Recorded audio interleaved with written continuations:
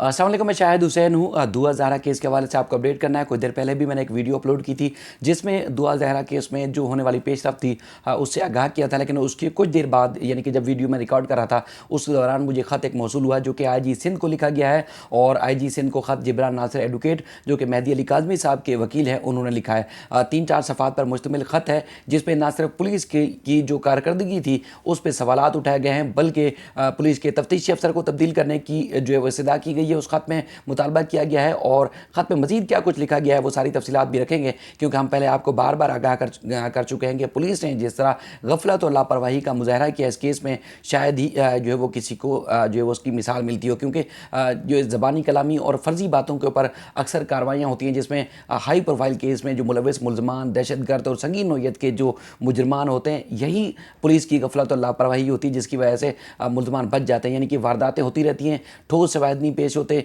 मुलजमान अगर गिरफ्तार भी होते हैं तो फिर उनको सजाएं नहीं हो पाती। इस वजह से जो है वो पुलिस की कारकर्दगी के ऊपर हमेशा सवालात उठते हैं। और हमने आपको बताया था कि केस ख़त्म नहीं हुआ, पुलिस ने अपने तौर पर जो है वो फ़र्ज़ी तौर पर जो चालान था वो पेश किया था अदालत ने फ़िल वक्त वो चालान मंजूर नहीं किया। चालान मंजूर होने या ना होने से मुतालिक दलाइल होंगे और उसके बाद फिर अदालत जो है वो मज़ीद कार्रवाई उस पर करेगी और वो 20 जून की उस पर तारीख है। लेकिन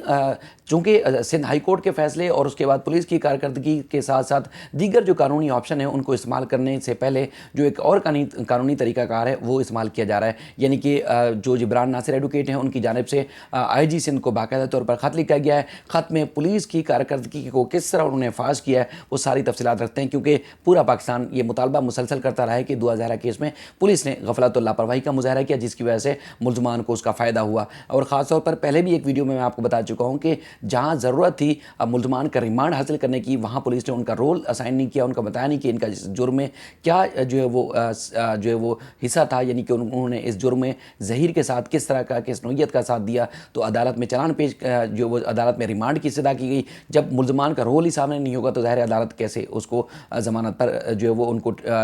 उसका जो उनका जो है रिमांड मंजूर करती। वकील जो मोहम्मद फ़ारूक थे उन्होंने सिर्फ एक औरत का जो है वो जो जिसकी उम्र 70-80 साल थी, जो वीडियो में मैंने आपको दिखाई थी, उस उम्र की ना चल सकती थी, ना देख सकती थी, ना सही से बोल सकती थी, उसकी ज़मानत की इस्तदा की। और अदालत ने 7 जो दीगर जो मुलजमान थे यानी कि 10 के 10 मुलजमान उन सबको ही केस से डिस्चार्ज कर दिया था। वो मामला भी अभी ज़ेर बहस आएगा, बल्कि उनके खिलाफ भी मज़ीद कार्रवाई होगी। और दुआ और इसके अलावा जो ज़हीर को मैं पहले भी बता चुका हूँ कि वापस आना होगा और ट्रायल का सामना करना होगा, क्योंकि ट्रायल अभी शुरू हुआ है। अब जो ख़त लिखा गया है, क्योंकि पहले जो दीगर ऑप्शन है वो सारे आपको कुछ बता चुका हूँ, मज़ीद ऐसे हैं जो आपको बताने वाले नहीं हैं, लेकिन जो ख़त IG सिंध को लिखा गया है उसमें जिब्रान नासिर एडवोकेट की जानिब से उसमें केस की जो दोबारा तहकीकात का मुतालबा किया गया है। ख़त में उन्होंने कहा है कि केस के जो तफ्तीशी अफसर DSP शौकत अली शाहानी थे, उन्होंने मुद्दई मुकदमा यानी कि मेहदी अली काज़मी के एतमाद को ठेस पहुँचाई और दुआ ज़हरा केस की तहकीकात के लिए SSP रैंक का जो तफ्तीशी अफसर को मुकर्रर किया जाए और केस की दोबारा तहकीकात करके केस का सप्लीमेंट्री चालान जो है अदालत में जमा कराया जाए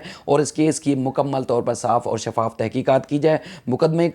की जो उन्होंने कहा कि फ़ाइल के लिए हमने जो है पुलिस तक रसाई जो है मांगी थी, नहीं दी गई। अब उन्होंने कहा कि उसकी केस की मुकम्मल जो है वो तहकीकात की गई है और पुलिस फ़ाइल है उस तक हमें जो है रसाई दी जाए। और केस की जो तफ्तीशी अफसर है उन्होंने अदालत में C क्लास केस का जो चालान पेश किया है। और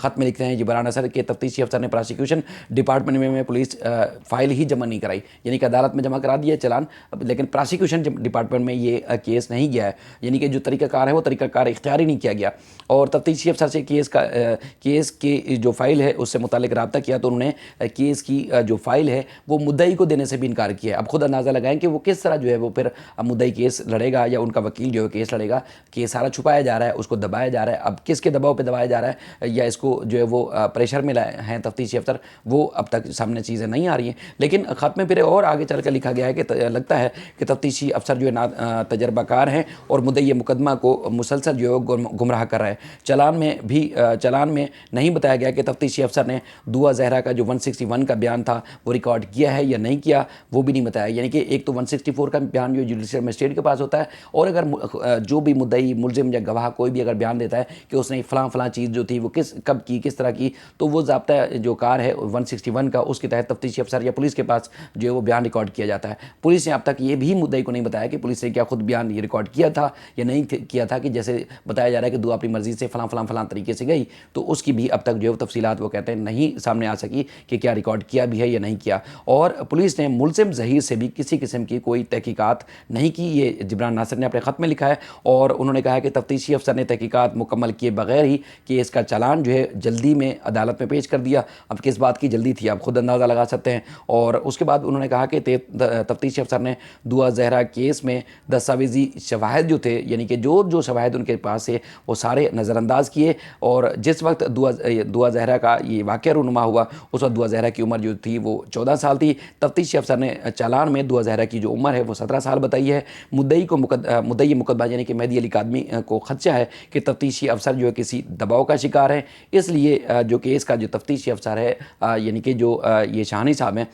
ان کو شوکت علی شاہنی صاحب ڈی ایس پی، ان کو ہٹانے کے بعد ایس پی رینک کا جو تفتیشی افسر ہے وہ مقرر کیا جائے۔ یہ باقاعدہ طور پر خط رسیو کرا دیا گیا ہے ایڈیشنل آئی جی کو بھی، اور تفتیشی جو ڈپارٹمنٹ ہے تفتیش کا سندھ پولیس کا ان کے پاس بھی جمع کرا دیا گیا ہے، اور باقاعدہ طور پر آئی جی کو بھی جو ہے وہ یہ خط کی کاپی پہنچا دی گئی ہے۔ میں نے جیسے پہلے عرض کیا کہ یہ کیس ابھی شروع ہوا ہے، اور ہر آئینی اور قانونی جو راستہ ہے وہ اس طریقے کے تحت ہی چلا جائے گا، اور فردر جو اس معاملے میں اپڈیٹس ہوں گی آپ کے سامنے رکھتے رہیں گے۔ اپنا خیال رکھیے گا، اللہ حافظ۔